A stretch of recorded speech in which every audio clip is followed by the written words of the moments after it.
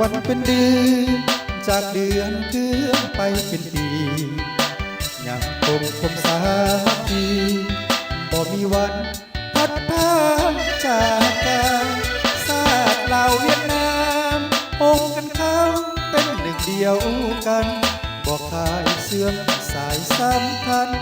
ดังดวงจันทร์ทอแสงสวยงามซาดลาวเวียดนามลือนามดังก้องไปไกลศัตรูไม่มาใกล้ไกล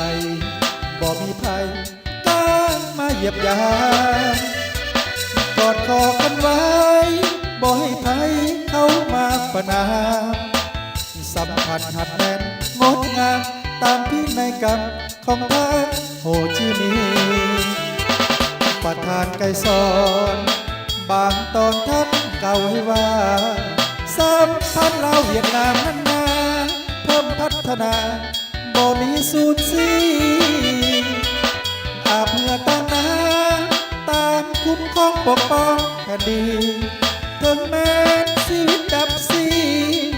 แผ่นดินนี้บ่ให้ภัยขอสองสาวเอ่ยอย่ามึนเสยหากันให้แน่นอดีตสุดหักห่วงแหนปัจจุบันหากันปองดอง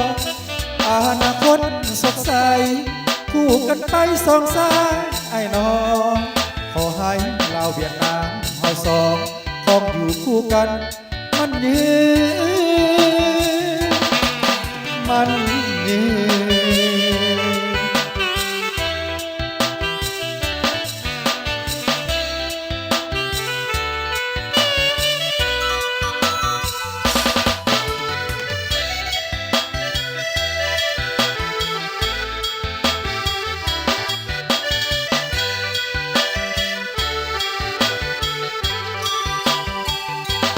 ประธานไกรสอ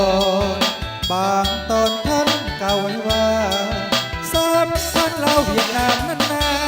เพิ่มพัฒนาบ่มีสูญสิ้นอาบเหงื่อต่างน้ำตามคุ้มครองปกป้องแผ่นดินถึงแม้ชีวิตดับสิ้นแผ่นดินนี้บ่ให้ภัยขอสอกสาวเอาเองอย่ามันเสยหากันให้แน่นอดีตสุดหักห่วงแหนปัจจุบันหากันปองดองอนาคตสดใสคู่กันไปสองสายไอ้น้องขอให้ลาวเวียดนามเฮาสองคงอยู่คู่กันมันยืน